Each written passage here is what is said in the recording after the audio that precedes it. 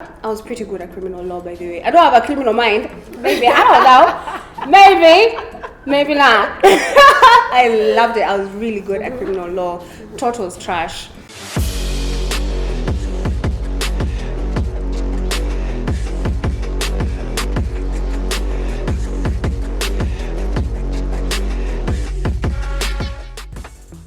Hello, welcome to this new episode of Truthcast. Today I have an amazing guest, extraordinary woman. Huyu amebeba tu urembo karibu hadi atugawie. Georgina Mbira. Hey, karibu sana. Thank you so Karibu. much. Acha tu niseme hii. I met Georgina through Instagram. She was giving out wedding dresses. You needed to be nominated ndo upate wedding dress. And that's how I met her. Alinipatia wedding dress yangu. Though nilinona. And you know what she did? She ended up using the dress a year later. Actually, nilipeanga mtu. Are you kidding? Yeah, because nili gain weight sana and then someone else was doing her wedding before me. So nikampea. Oh, nice. Thank you for having me, Lucky. Karibu. Thank you. Ebu tuambie, so who is Georgina Mbira? Georgina is just like a wholesome person, but one thing that is making me very, very proud and excited is Georgina is a child of God. Because I was a lost sheep, honey. I was damn right gone. Boo-boo. Yeah. So Georgina, first of all, is a child of God. She's a mother of two amazing boys. She's a wife. She is, a girl child cheerleader, a boy child cheerleader. Professionally, a media personality, a voiceover artist, an events MC. Wow. Yes. How do you manage all those hats? Too many hats on one person? You gotta do what you gotta do, Maze. We thank God for the gifts that He's given us, and He gives you the grace to do what you need to do. Amazing. So nataka uanze kutuambia, I like getting to know where people were born, how they grew up, and where. Okay. Georgina Mbira was born on the 26th of February 1989. Wow. I was born at Nairobi Hospital. My mom says it's like around 11 a.m. but I'm not sure. I've grown up in Limuru. Literally like born and bred in Limuru. Like primary school was Limuru Town Primary School. I went to a high school called Mbira Girls. Tulikuwa tunajiita Mitchells. Don't stress us. Don't look like Mtatutosha. Hello. Mbira Girls. Then I later got to college, Pioneer International College of Agara, where I enrolled to do an ILEX diploma in law. So you did law, and then what after that? I became a victim of circumstance because when I grew up, technically I've grown up in a single parent household. And my father was not in the picture from the get-go. Like even before I was born, he was just not in the picture. And so my mother has educated us all through our existence, And how many are you? We're my first brother, Ian, and then myself, and we had a kid brother called Andrew, who unfortunately died at I think 5 months. Sorry. Yes. So mom has done all she needs to do, and also Ian got into college to do mass communication, and hapo sasa kidogo akalemewa, and you know what, she needed some reinforcements, and she called upon my father to come do the thing. So my father, I think, alilipa fees for like a year, and he just said, I think, looking back, I think he was just waiting for us to gonga 18 so that he says bye, because I think immediately I got to 18, he just stopped paying, and it got to a point where I now had to drop out of school, because what was happening in Pioneer, you used to have a card. You need a card to go to your classes, a card, kama umelipa fees uko nako kakadi, and then I still have hostel, unaona hapo tu Ngara pia alikataa kulipa. So it is that point where I was telling my mother, this whole back and forth is not working for anybody. And I remember at around 11 a.m., I think it was on a Thursday, I was waiting for my criminal law lecturer. I was pretty good at criminal law, by the way. I don't have a criminal mind. Maybe, I don't know. Maybe not. I loved it. I was really good at criminal law. Taught was trash. So we were waiting for our teacher, but he didn't show up. And then I had a friend who was doing business BCom. So she was doing BCom. I think it's business commerce. I think sure. ilikuwa BCom too. Yeah, ilikuwa shamaliza class yake. She was just looking for a plan. And she found me just hapo nje. And we were like, sit twende KMT. Just like that? Yeah, just like that. Because we had nothing to do. The teacher wasn't around. So to just find some plot. So we went to Kenya National Theatre. And remember, I think this was now the last day. I know sitaruhusiwa kuingia hii class. Tukaenda Kenya National Theatre. And I remember at that stairs, tulikuwa tumekaa stairs, kulikuwa na mtu alikuwa anaitwa Deno, alikuwa anatafuta actresses. And then my friend Carol Wanja, hi babe, how are you? I still love you. Yani ulini prompt. Carol Wanja was like, who you? I know such friends. Me mpaka nimekata hapo chini. I'm like, oh me? I can? Oh okay. So Dana was like, you can act. Yes, come. I need you to audition. Kidogo to before that. Yeah. Nikushua mkufikiria tu tuende KNT. You had heard of it before. Yeah. It's Kenya National Theatre. Who does not know Kenya National Theatre? Like the plays, the you just find all your artists there. Like everyone who used to be, you've seen their faces on TV. Ungewapata Kenya National. So actually tulikuwa tumeenda tu kujidea tuone nini iko huko. Yeah, that was actually the sole reason why we went to KNT. So yeah, she's just there telling Deno, yo. And Deno was like, do you want to audition? I'm like, yeah, sure. I auditioned right there on the staircase, up to stairway, yeah, KNT. And Deno was like, you're good. So Deno alikuwa a leader of a traveling theatre. So traveling theatre is basically, you remember when we used to do set books in high school? So we come and act them out for you to have a better understanding of everything. I did set books for a while. Like you acted them out?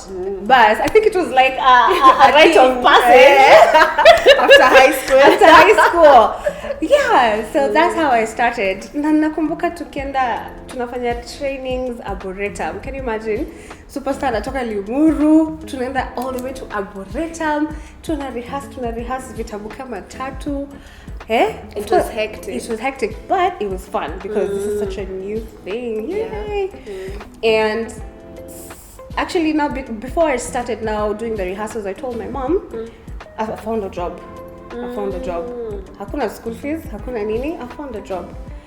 And to be honest, I think I started working at Nikena kumaliza 18. At 18 I was working. At 19, sorry. I started working at 19. Because I finished high school at 17. I got a grace period of a year. And then I dropped college. So I told my mom, this is not working. This back and forth emotionally, it's stressing. I can't do it. Let me just do what I can. So that's how I joined the traveling theatre. My friend...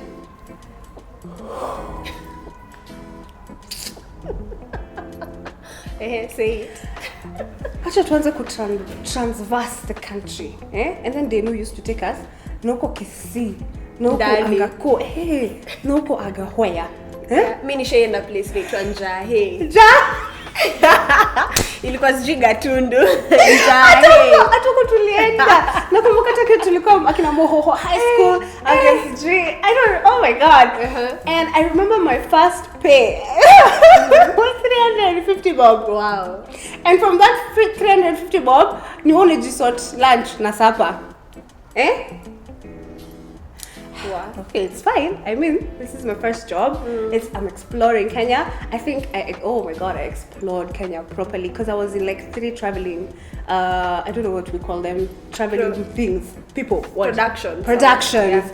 Yeah, because it was that one. Fanaka, Walinikula Pesa, a lot. But you know, I was seeing progress from time to time because I started with the 350 bob. Then I went to 650 bob. Then I went to 850 shillings. But my mother was now, alikuwa anachoka anioni for weeks on end. And she was like, do you just come back? And alikuwa na shida ya, most parents wanakuwa na shida ya, unajua ukienda rehearsals haulipwi. But you're using fare, you're using lunch. Yes. Alikuwa na hiyo shida. Of course. But at the same time, we've been put in a situation where I'm out of school. I'm out of college. Okay. My friend, let me tell you, we used to go in Mbira, just right across where we live. There was a Coca-Cola depot, right? We used to go and offload the trucks of soda, and you're paid 200 shillings. So you get your fare. Wow. Me and my brother, you should have, and our dogs, because our dogs always used to accompany us every day. Like, we needed to do that because before actually, there's a time.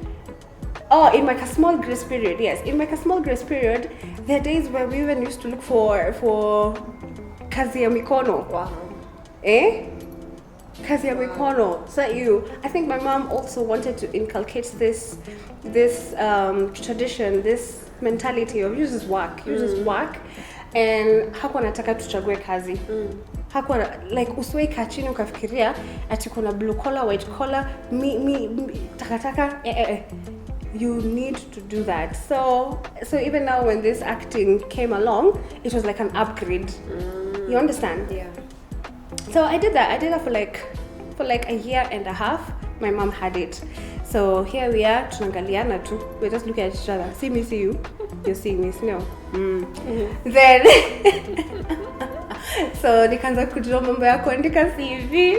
Sasa CV unaandika aje? Unaandika nini? Uliachia shule. Yeah, college. Yeah. Umefanya tu traveling theater, and I always constantly say God has always like favored me a lot, because actually kisafa but I come through in one way or another, because I now eventually got an M-Pesa job. I was once an M-Pesa girl with good eyebrows, and I was very nice to people. Yeah, with good eyebrows. But should I eyebrows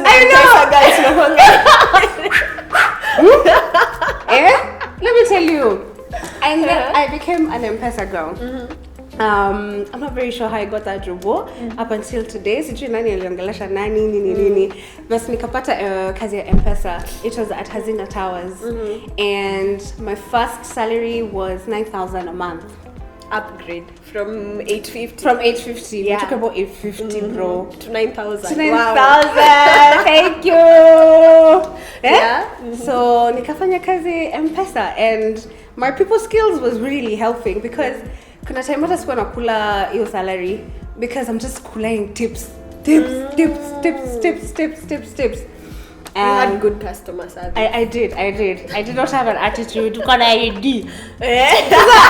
Nilipata hiyo pesa aje kama sina ID. Oh my god. Gosh, ufala. ID. So yeah, I used to collect a lot of tips. Everyone is just buying, Hazina Towers, it's full of lawyers and a go. So when somebody wants to come deposit pesa, and they just leave you a tip. Me, I was living the life. Wow. And at the same time, I was able to support my mother. Do you know, up until now, niko like, bro, nilikuwa nanunua shopping. Like, I used to do shopping properly. And how old were you then? I was now, Kufanya sasa shopping. Like 20, I think I was 20 wow. now. Nilikuwa 20 at that time. So, nilikuwa nafanya shopping, na bado nilikuwa na pesa za kwenda kujibamba, I was living life. So that was 9,000, and then they shut down that particular M-Pesa because of mismanagement. Now from basically unakula profits, unakula pesa unarudishi ndani. So it got to a point where I seen a float, sina nini, so they shut it down. But now there's a friend of theirs who was coming from America who wanted to set up a job along my avenue, and they were like, "Oh, I have a perfect girl." So I think I was jobless for like 2 weeks. Then I got a job. No, I got a job as also an M-Pesa girl, but ilikuwa hapo Moi Avenue. Guy, Forester Mall. So nilikuwa nafanya photocopy, nilikuwa nachoma movie. Allah. Generation Z, unajua kuchoma movie ni nini? Unajua kuchoma movie ni nini? Najua. I think najua. This is so hilarious. Oh my god. So, you have an original copy of a movie and you want to duplicate it into several movies. Hivyo ndio nilikuwa nafanya. Sawa. Unaweka the original hapa, alafu a blank CD, and then there's something, and then you have, I think najua. CD movie shop. Come movie shop. What they do. At least niko na idea. How old are you, Maggie? How old are you? I don't say my age. Mimi nilipata cassettes. Sawa. Hey, then ulipata cassettes? Mimi nilipata cassettes. nilipata, so nilikuwa nasipata kwa nauliza mama ini ananiambia ni tape yangu. Ananiambia ilikuwa Do you know they're like Generation Z right now who have absolutely no idea what I'm talking about? Kuchoma tape. But that's what I used to do. So photocopy, kuchoma movie, M-Pesa, nini ingine? Yes. So yeah, nakuuza tu vitu dogo dogo. So ulikuwa kwa shop solo ukifanya hizi vitu zote. Yes. So technically now I had a 8 to 5 job. Yeah, I got 8 to 5. Na sasa salary ni the same ama kuna I think kiasi? Ilikuwa 9,000 bado. Alafu tulikuwa tuongee as ikipik at some point nilifika hapana guy hakuwa niongezea pesa. It's okay. Wallahi nimerealize sasa siku iongezwa pesa. But kulikuwa na the talk. Kulikuwa but at the same time unajua hakuna kitu mzuri kama Nairobi inakujanjarusha. There's still ways I used to make money without stealing from my employer. I used to always find ways I could even there's always something. So yeah, and then I did that for, was it like a year, I think. I'm not very sure now with the timelines. So now I'm telling you now the progression of now my careers. Yeah. So I remember this man called Big Ted. Big Ted. Yeah, you know Big Ted. Bas. So Big Ted akapita hapo. Alikuwa ameenda kwa shop nyingine ilikuwa inauzwa computers. And here I'm with a client. Georgina pere moshangana ki. But then Georgina can talk. Hey, and you and Agnes, you two can talk. Ni mama Zara. Hii story wape. Hapana, I'm sorry. In a good way. Nitawatumia message to show. You talk in a good way. Thank you. So Big Ted was on the other, alikuwa tu hapa ananunua computers. Mi hapa nilipocha salesmanship imeingia mpaka niko hii movie hujaiona wewe acha mpaka namuonyesha katika trailer. I think he was listening and he was very very intrigued and impressed. So Salim Shaw was the client wangu. Big Ted akatan, hi girl, how are you? Poa sana. No. Now I'm very keen on asking if you've done PR before. Hakuna kitu kama hiyo nishaifanya. Nilikuwa nimwambia I dropped off college but no I haven't, but I've been thinking about it. It's Kujiuza vizuri. Yeah. Do you know at that point in time Big Ted offered me a job then. Wow. He used to own the main event company ilikuwa Hallingham. He offered me a job hapo. Georgina, of course, Georgina has been taught, do not ever let an opportunity go. Hata kama ujue kazi, bro, you learn on the job. Never say no. I don't even know what PR was, doing communication. Does it require me talking? Yes, sawa. So come through. So he offered me a job, we exchanged numbers. Yeah. So all I had to do was, I couldn't leave my employer just like that. So I talked to her and she was really nice. She was like, I'm happy for you. So I told her, I'm going to find you another girl. I'm going to train that girl. And in 2 weeks, you did well. So I actually got my sister-in-law, by the way, so my sister-in-law was working, unakumbuka nikiwa hazina? My employer, huko juu, huyo wa M-Pesa, my sister-in-law was working there. Nani, I think bado nilikuwa nimemtafutia huko. So who better to look for? Hii kampuni imecrash. So I trained her for 2 weeks and akashika the program and I left her there. So I went to the main event company. So at the main event company, I think my most memorable achievement there was organizing the Telkom Under 10 football championships. I did that all by myself. I was so excited. And it went so well. But there are other things that I was failing because I didn't have any professional training, the things that, and then at the same time, looking back, I did not have a clear job description. In the company, I did not have a clear job description. So I was at the main event company for 3 months and I was fired. And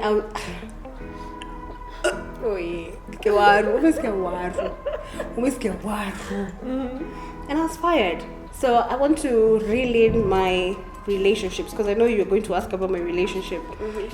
But I always say there's always a reason why something has gone the way it has. Always. Hakuna kitu God hajawahi kuchorea.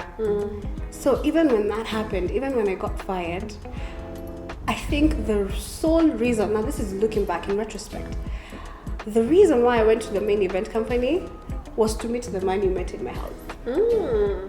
I met my husband there. I met my current husband at that place because his friend was working there. He's called Tito. Tito akapata kazi Mombasa.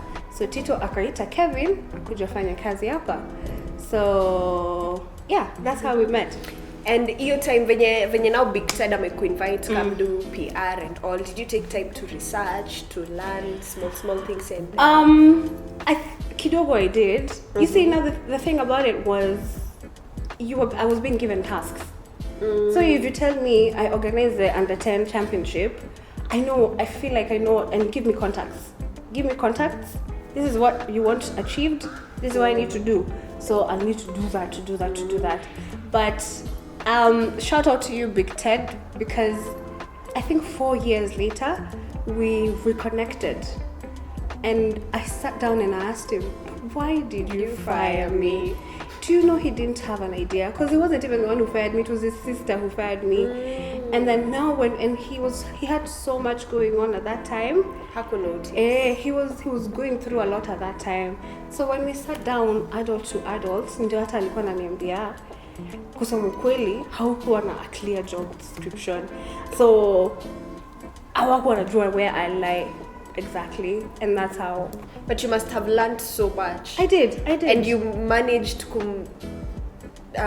kupanga a whole event. Imagine. How was that experience? It was very accelerating. As in, there's one thing. Can you imagine, like you, for example, your this is your creation. Yeah.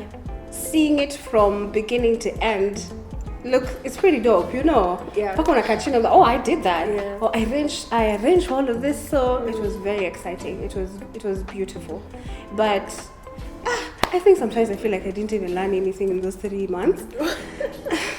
No, to be honest. But you must. And then I was also very reckless at that time, because now I was like, what, 21 now, hapo nilikuwa chezea 2021 because it was around October, so I was 21. I got my first baby at 21.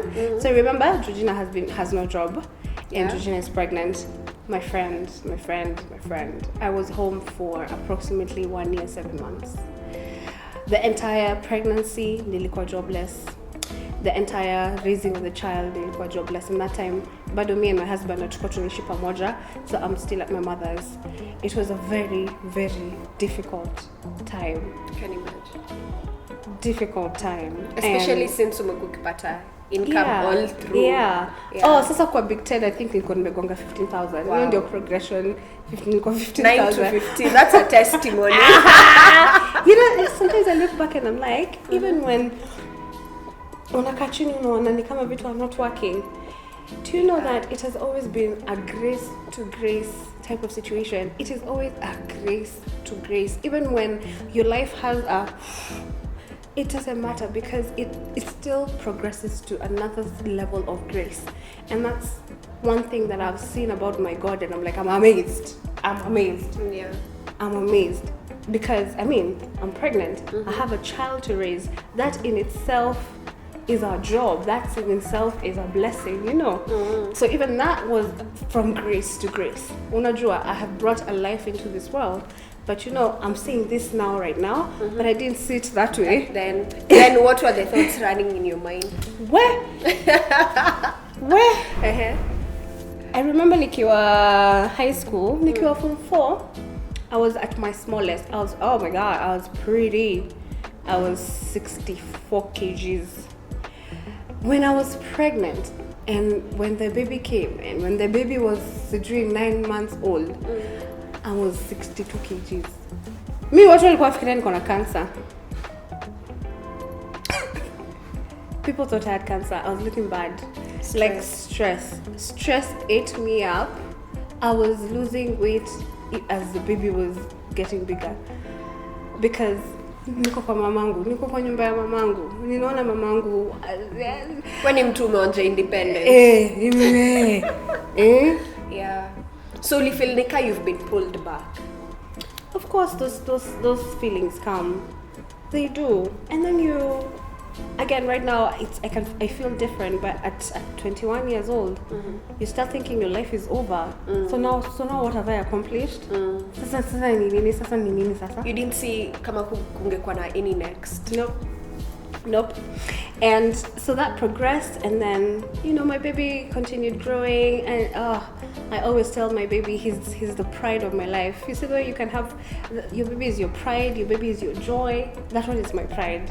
And he pulled me out from a very difficult place, and that's when I started knowing that I have gifts and talents that I never explored. So a lot of people used to tell me, Georgina, hii sauti yako.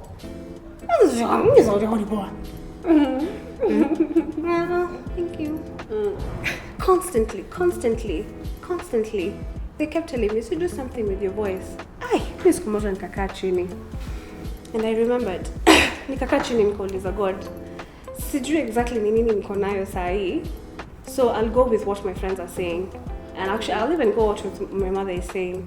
They say I have a nice voice. Sometimes you don't know your own, you don't know. I think sometimes ule mtu hapo kando anaona more of you than you see about yourself. So that's where I was at that time. So I told God, you know what? People are saying I have a good voice. People are saying I have a good voice. So I went with the principle of how he had the fish and the loaves, and he raised them up to God, and that's how they were multiplied. Wow. And I told him, so me, I'm coming with this voice that you've given me. I'm giving it up to you, so that you do your thing. Wow. And that was my prayer. In one of my lowest moments in life, that was my prayer. But of course, I knew I had to put in work. So I studied. People repeat that. You knew you had to put in work. Yeah, I knew I had to put in work. Yeah. I knew I had to put in work. In as much as I presented my talent and gift, the one that I'm being told I have, I still had to do something still. Nikakaa chini, nikaanza kuangalia hizi production houses. Hizi masauti nasikianga watu, announcers, nini. What are these exactly?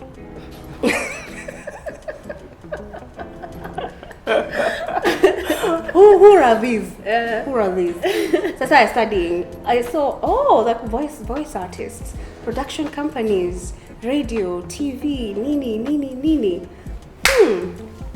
Good. So I used to write them down. If I see a company, nini, write it down. Ikona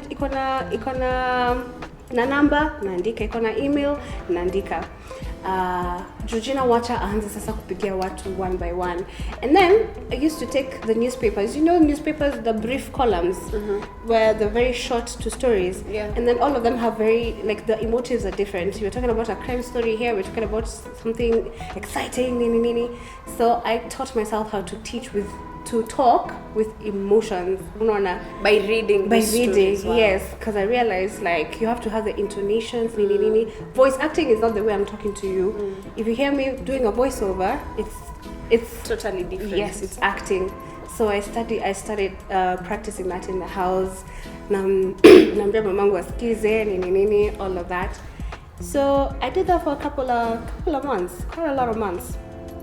As I kept calling, wengine wananiambia sawa, we call you back. Yeah, drop a demo. Do I even know how to drop a demo? So how do I drop a demo? Yeah. So, and then also, you remember the CV situation? How do naendelea unaandikaje CV? Sasa hii mwaka yote sasa hii umefanya nini? Okay. Sometimes you look and you're like, hey, you have all the odds against you, but no. You push. My friend, again, shout out to Masi Wanjikomboro. Masi Wanjikomboro told me, babe, as one take a CV, I'll give it to my friend called Philip Minor. Yeah, okay, cool. Nitaandika. Ikapelekwa kwa Philip Minor. Philip Minor the reason why Philip Minor alinipatia chance ni kwa sababu Masi amemwambia. So joto to connections. Yeah. But he didn't want to give me a chance because of my CV. My CV was trash, Yeah, you hadn't gone so far. Set books. Like okay, M-Pesa. I go, another M-Pesa. PR for 3 months. Imagine. Yeah. It wasn't the best looking CV in the corporate world. But he gave me a chance because of Mercy. So when I went into his office and we talked, he was like, you know what? I'm gonna make this CV properly for you and I'm gonna give it to somebody. But Georgina, kama siku kumit in person, wala siniangalia CV. I was like, okay, whatever, thanks. So that he found me a job next to his office. So next to his office was a company called Skyfire, Skyfire Group. Shout out Mr. Duya, how are you? Oh my god. And I got a job at Skyfire. So nimeacha mtoto wangu at, I think he was 1 year, 8 months, I think. Alikuwa anaenda kugonga 12 sasa. But nimepata kazi kama nani? Administrative officer. How much money are we talking about? 19,000. Wow. 15 to 19. Hey. But remember, my husband was the accountant at main event. Yeah. He always insists it was 10,000. If 5,000 is not happy. But either way, we came from grace to grace. From grace to grace. Let me tell you something about grace to grace. Grace to grace. Hata mwachane na hizi maneno za physical. Ati umetoka Vits ukaenda sijui nini Land Rover Discovery. You know, we put so many things into material things. Grace to grace, it's even your spiritual life. It's even your mindset. Inamea ama inakaa tu hapo. You see, lakini wewe juu sasa hujaipata gari ama hujai nini, wewe unashinda hakuna grace to grace kwako. It's annoying. You need to shift your minds from that. So every single thing that propels you to another level, that is the grace to grace, and it is God that brings you that grace. Nikatoka 15,000 kena 19,000. Check me out. Nasema unafanya kazi Westlands, check me out. Simoy Avenue. Ati. Tulikuwa tunakula chips mwitu manze. Ezesha natoa 20 bob, mimi natoa 20 bob. Tunatuma parking boy. Alikuwa anaenda nyuma huko kitchen. So anapewa chips na backdoor. Zilikuwa zinajazwa paper bag, zile za black. Yeah. Chips na 40 bob. Sasa niko Westlands. Westlands naweza enda nini? Mac fries. Ukae chini uone. Oh my god. So so that's me. Imagine, that's me. I'm back to working. 19,000 was quite a lot of money. And I'm supporting my child, I'm supporting my mother. My mother is also supporting, okay, she's a farmer, so, and she has a lot, like you, she has a lot of talents with her hands. But that sense of, hata kana kuachia mtoto, mom, usiseme ukula sausage. I know. Usiseme nilikuacha tu hapo hivyo. You had to bring something home. Yes, it was a good feeling. And I did that work for like a whole year. Nilifanya kazi miaka 2. Wow. Even my boss up until today, Mr. Kennedy Duya, he calls me to check me out, check up on me, and always tells me, do you know this place? You still have an opportunity to come back whenever you want. I said, it's okay. Because at the same time, my mother also taught me,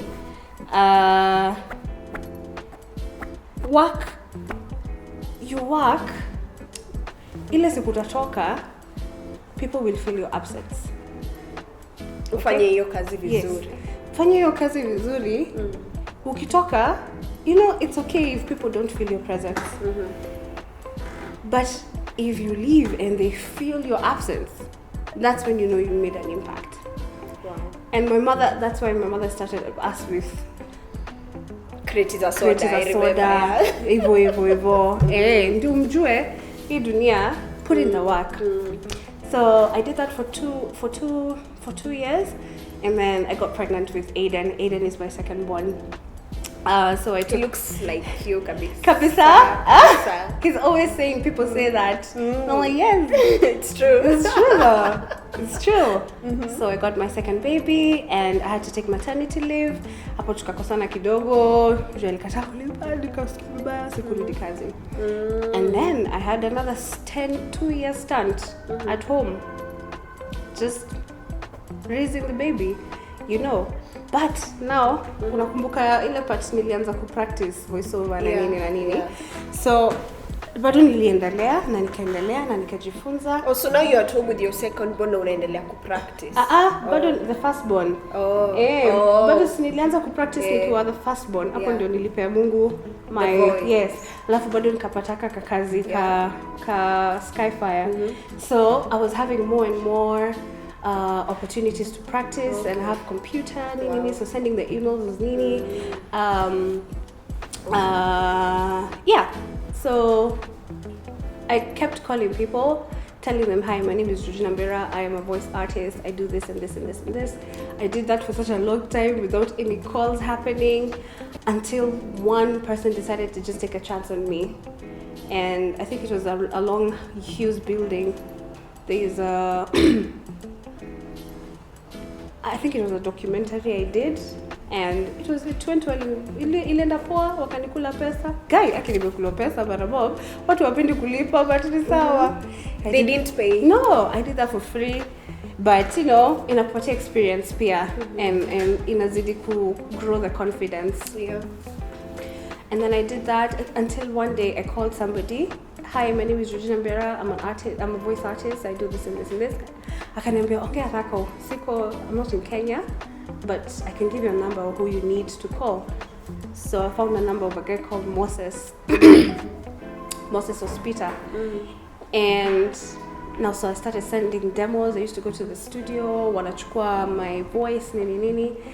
Before I got an actual paying job, I had done that for like a year. Kufika mahali uko like of course wacheka kuna mara moja unafanya hivyo na mbona uliendelea? You do so. Now what else are you doing with your life? Okay. What else? Keep at it. And I did. And I got my first documentary. I think it was from Iris Communications. Can you imagine nilisoma 2 pages nikalipo 40,000? Huko unaamini? Ulikuwa unafikiri tu wamekupea supply karibu rudishe ingine. Have you talked to your accountant? Is this right? It's 4,000, right? I think there's an extra zero. It's an extra zero. No, you don't think so? Yeah. I read my first documentary, 40,000 bob. Tunaenda ujifunze documentaries and kusoma continue nini yeah. Wow. And let me tell you, doors started opening up. They opened up. You're getting into studio, you're doing like a 1 sentence of a voiceover, 20,000. Okay, unachapa half a page of key, 60,000, because it's an actual industry on its own. Yeah. And slowly you learn. These days you just get calls. You don't even look for them. I don't even look for them. And they're companies who just decided that you use your voice. You know, whenever there's an advert, it's just you. It even got to a point where my friends are like, nimekusikia kwa radio. So no, like they've even known my voice because it's just constant. I have done so many jobs for free. So many jobs. But let me tell you, they never go in vain. It's never in vain. Because I remember now, I got to a point where you do auditions so many times, it just you understand rejection, and you understand that it's just preference. It's not you. You didn't do anything wrong. It's just we prefer you over this one. We prefer this type of look over this one. And I think a lot of the young people in Kenya, they take rejection very personally. You start even looking inward and asking yourself, kweli sina talanta? Kweli ni nini? Or what is wrong with me? Imagine there's nothing wrong. It's just that it's a preference. It's just a preference. Okay. Yeah. And that way, if you understand that, baby, you'll never take things at you. You'll never take offense. You'll never take offense.